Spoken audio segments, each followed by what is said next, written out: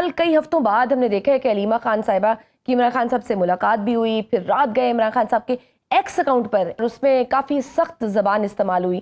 ایک تاثر یہ ملا کہ Imran Khan seems to be signaling that he will no longer be willing to strike a deal or pursue reconciliation. یہ اپروچ آپ کے خیال میں یا اس طرح کے بیانات درست اسٹریٹجی ہے؟ دیکھیے ہم پھر جو ہے وہ نیچرل ڈیزاسٹر سے ہم پولیٹیکل ڈیزاسٹر کی طرف آ گئے. ہم شہروں کی باتیں کر رہے تھے، سیلاب کی باتیں کر رہے تھے، اور اب ہم اپنے فیوریٹ ٹاپک کی طرف آ گئے، پالیٹکس. دوسری چیز یہ کہ یہ سب بھی کیوں ہو رہا ہے؟ ایک کیوں نہیں ایک نارمل پولیٹیکل ڈسکورس ہمارے یہاں کبھی رہا ہے؟ ہمارے یہاں کیوں جو ہے وہ اس طرح کی گورنمنٹس کو ڈسلوج کر دیا جاتا ہے، پھر ایک نئی گورنمنٹ بنا لی جاتی ہے، پھر اس گورنمنٹ کو چلنے نہیں دیا جاتا؟ آپ سوچیں کہ پاکستان میں کوئی بھی پرائم منسٹر جو ہے وہ اپنا پورا ٹینیور کمپلیٹ نہیں کر سکا.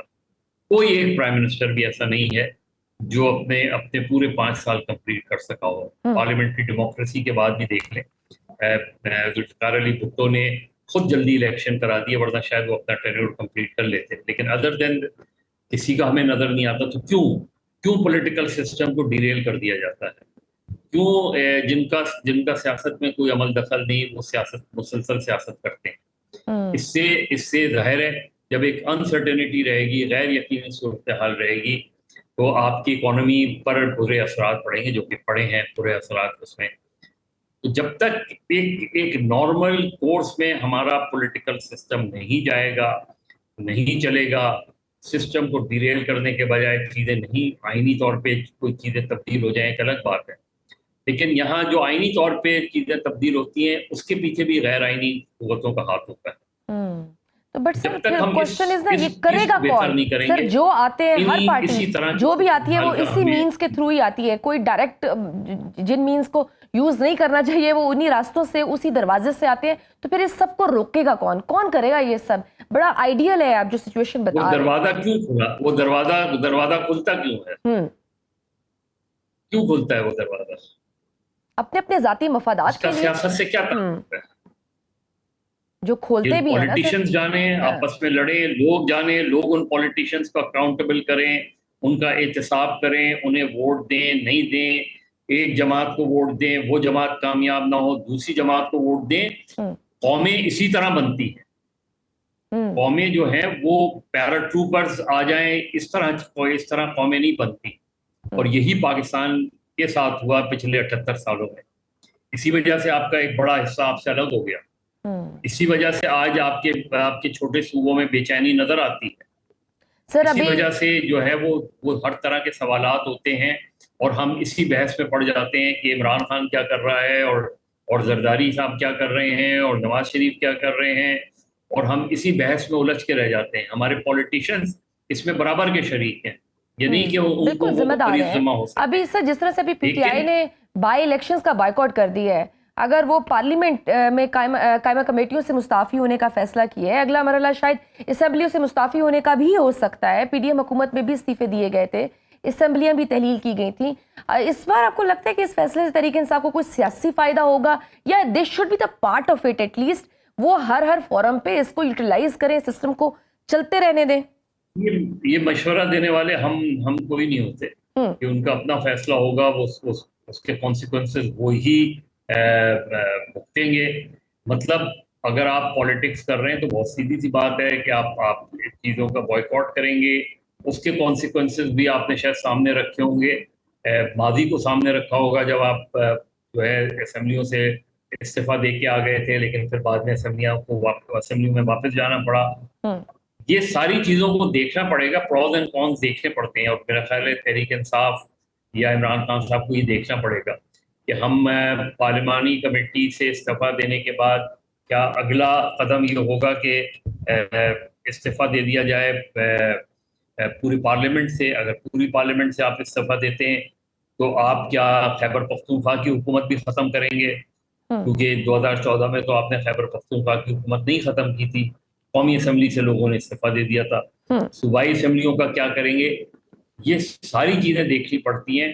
اچھا یا تو آپ کے پاس یہ آپشن ہے اگر ضمنی الیکشن کا بوائیکاٹ کرا رہے ہیں تو بوائیکاٹ پھر نظر آنا چاہیے کہ لوگ نہ جائیں ووٹ ڈالنے، ورنہ اگر بوائیکاٹ کے باوجود بڑی تعداد میں ووٹ ڈل جاتا ہے تو ظاہر ہے اس کا نقصان ہوگا تحریک انصاف کو۔ تو مجھے نہیں پتا کہ ان کی پولیٹیکل لیڈرشپ یا خود خان صاحب کے ذہن میں کیا چیزیں چل رہی ہیں اس وقت، لیکن دونوں پہلو اپنی جگہ موجود ہیں کہ تحریک میں وہ جان نہیں پڑ رہی، اور ان سائڈ دی پارلیمنٹ جو ہے وہ جو بھی ہے، آج بہت سی پارلیمانی کمیٹی کے ہیڈ ہیں انکلوڈنگ پبلک اکاؤنٹس کمیٹی جو کہ بڑی پریسٹیجیس ہوتی ہے، تو مجھے اب یہ تحریک انصاف کو سوچنا ہوگا کہ وہ ہر دو فیصلے کے کانسیکوینسز کیا ہو سکتے ہیں، کیونکہ بار بار چیزوں کو آپ نے تبدیل کیا تو اس سے ظاہر ہے پارٹی کو اب تک نقصان ہو رہا ہے، لیکن جب سے عمران خان جیل میں ہیں یا جب سے ان کی حکومت گئی ہے ہم نے دیکھا کہ تحریک انصاف سڑکوں پہ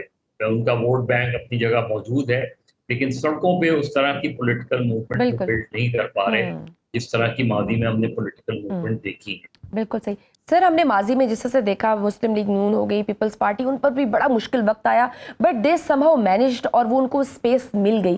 کیا وجہ ہے کہ پی ٹی آئی کو وہ اسپیس نہیں مل سکی یا پی ٹی آئی وہ اسپیس کریٹ نہیں کر سکی؟ کیا ان کی سیاسی حکمت عملی میں کوئی پرابلم ہے یا اس کے فیکٹرز کچھ اور ہیں اور ان کو ہم ماضی کی مثالوں سے نہیں ملا سکتے؟ تحریک انصاف کے لیے آپ اسپیس کیا چھوڑ رہے ہیں؟ کون سا اسپیس چھوڑ رہے ہیں آپ؟ جوڈیشری تک کو تو آپ نے جوڈیشری کی جو سمر سالٹ ہم دیکھ رہے ہیں، لوگوں کو پکڑنا جو ہے، لوگوں کو تو پولیٹیکل اسپیس ایک پاکستان کی بڑی سیاسی جماعت کے لیے بالکل ختم کیا جا رہا ہے، جو کہ پیپلز پارٹی ماضی میں دیکھ چکی ہے اس کے ساتھ کیا ہوا، نون لیگ دیکھ چکی ہے، اس کے باوجود بھی ہم ان سے سبق نہیں سیکھتے۔ تحریک انصاف کی جب حکومت تھی وہ بھی اپنی اپوزیشن کو اسی طرح دباتے تھے، لیکن اس وقت جو ہو رہا ہے یہ انپریسیڈنٹڈ ہے۔ انپریسیڈنٹڈ اس لیے میں کہہ رہا ہوں کہ جس وقت میڈیا میں آلموسٹ انڈکلیئرڈ سینسرشپ ہے، جوڈیشری آلموسٹ نظر آتا ہے کہ وہ کمپرومائزڈ ہے، ہمیں پارلیمنٹ میں جو ہے پارلیمنٹ کی حالت ہم سب کے سامنے جی، وہ تو ربر سٹیمپ بن چکی ہے۔ یہ ساری سچویشنز جو ہے وہ پاکستان کی پولیٹکس کے لیے جو لوگ آج حکومت میں ہیں انہیں یہ سوچنا چاہیے کہ وہ کل اپوزیشن میں بھی ہوں گے، اور جو آج اپوزیشن میں انہیں یہ سوچنا چاہیے کہ ہم اگر کل برسر اقتدار آئے تو ہم ایسے قوانین کو ختم کریں گے، نہ یہ کہ وہ اپنے حق میں انٹریسٹ کریں۔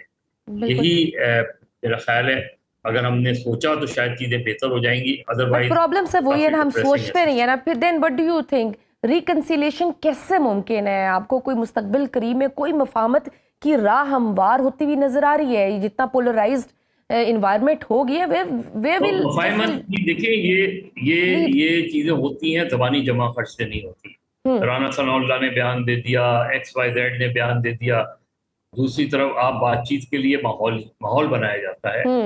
اگر آپ ایک طرف کہیں کوئی بات کا امکان ہوا تو پتہ چلا علی ماں خان کے بیٹوں کو اٹھا کے بند کر دیا گیا۔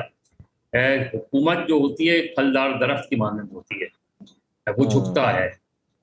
پی ٹی آئی کو بھی یہ سوچنا پڑے گا کہ آپ نے کس راستے کا انتخاب کرنا ہے اور اس راستے کے انتخاب میں جو رکاوٹیں ہیں ان کو کیسے عبور کرنا ہے۔ آپ نے کسی سے بات نہیں کرنی، ایک طرف آپ اسٹیبلشمنٹ کو برا بھلا بھی کہتے ہیں، دوسری طرف بات بھی اسٹیبلشمنٹ سے کرنا چاہتے ہیں۔ تو اس لیے ابھی جو سچویشنز ہیں اس میں میرا خیال ہے جب تک گورنمنٹ اپوزیشن ایک دوسرے چلے اور ساری چیزیں چھوڑیں، اس وقت جو پنجاب میں سیلاب کی صورتحال ہے اسی کے اوپر اکٹھا ہو کے چیزوں کو سارٹ آؤٹ کرنے کی کوشش کریں، کوئی تو بریک اوے کریں کچھ۔ تو انفارچونیٹلی ہمارے یہاں سیاسی اختلافات سیاسی دشمنیوں میں بدل گئے ہیں، جس طرح کی زبان ہم ایک دوسرے کے خلاف یہی تو پرابلم ہے سر، ہم اپنے ذاتی مفاد کے لیے بیٹھ جاتے ہیں۔ سینیٹ کے الیکشن میں ہم بیٹھ گئے تھے لیکن عوام کے مفاد کے لیے ہم بیٹھنے کے لیے تیار نہیں۔